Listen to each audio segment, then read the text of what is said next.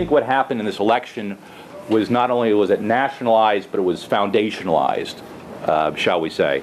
And something very different is going on. Rob referred to my a statement, something I put out on the 38 elections.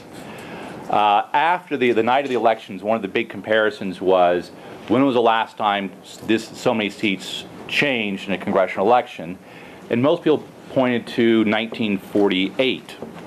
But that doesn't quite work. In 1948, you had a sitting president running for re-election, and he brought in his own members. Those were Democratic pickups with a Democratic president. The biggest change in a midterm election against a sitting president was actually in 1938. The Republicans picked up 70 seats in the House and 6 Senate seats. Interesting closeness of comparison of numbers. But it's less the election specifics and the number specific, but it's the moment that it evokes and suggests. Okay? If you recall, 1938, this is FDR's second term. The second phase of the New Deal really kicks in after he's reelected in 1936. He does a number of things, including some of the first stimulus spending. He tries his court packing plan. He also introduces his plan to reorganize the executive branch. Right? Those things led to a pushback in the 38 midterms. Republicans pick up 70 seats in the House, but it's not enough to take over the House. The Democrats have such a large majority after the 36 elections that it virtually has no effect. Right?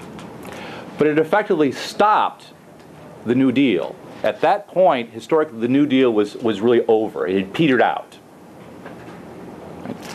But it did not have enough staying power and didn't change control of Congress such that you could actually either reverse or change the New Deal at all.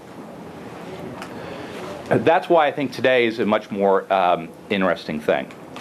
The other thing we can look at is and there have been things coming out more recently about the depth of what's going on in terms of state elections, state legislatures and things like that. I think I can't remember who, Michael Brown's written on this very nicely as some others, but something like 675 new legislatures came at the state level. 20 new state legislatures now under Republican control. If you actually look at some of the legislative elections, it's not the change of the House, the control of the legislature at the state level, it's the sheer numbers that makes it interesting. Which is to say that several states only needed 2 or 3 to take control of a legislative house, and they got 20 or so seats. There's the sheer number in that thing is amazing. The effect that'll have on redistricting, but also on the Electoral College in 2012, when you start looking at some of these bigger states, but also potentially if you start looking at building a constitutional consensus, which will require 3/4 of the states to get something passed. Right? All of those things suggest to me that we're in a constitutional moment. There's some tectonic shifts, I think, going on that have changed things significantly, and it's a great and very significant opportunity for conservatives.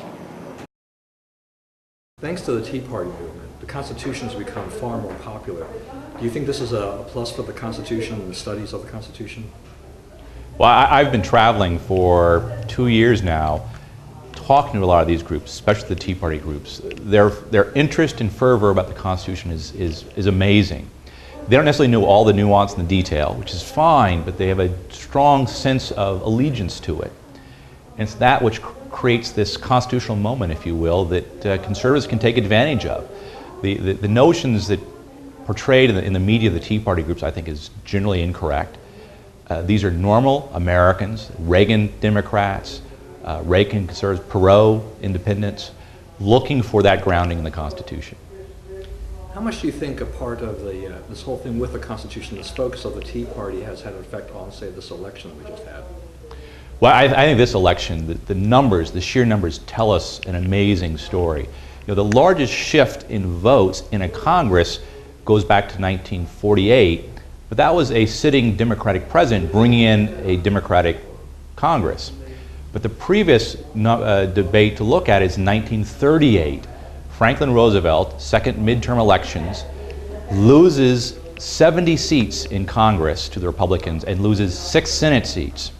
That's the comparison here. I think this is a deep constitutional moment. If you start looking at the state numbers, which are starting to come out, 675 or so new state legislators, 20 legislatures have flipped. Those numbers just bespeak a very large tectonic shift going on in American politics. And it's all fundamentally nationalized on this question of the Constitution.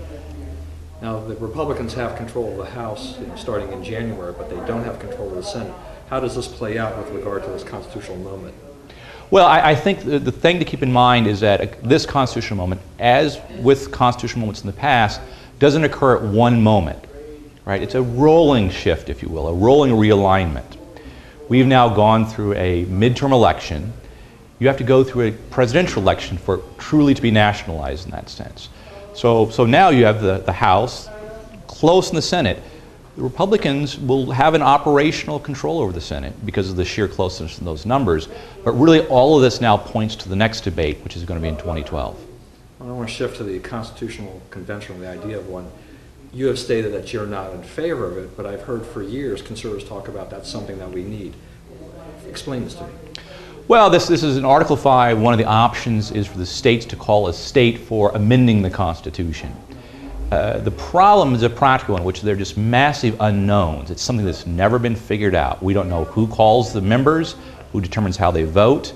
All these things are unknown. This is why James Madison at the original Constitutional Convention recommended against putting it in the Constitution. You ought not to put something in there, he said, that is undetermined. So just the sheer unknowns are very problematic.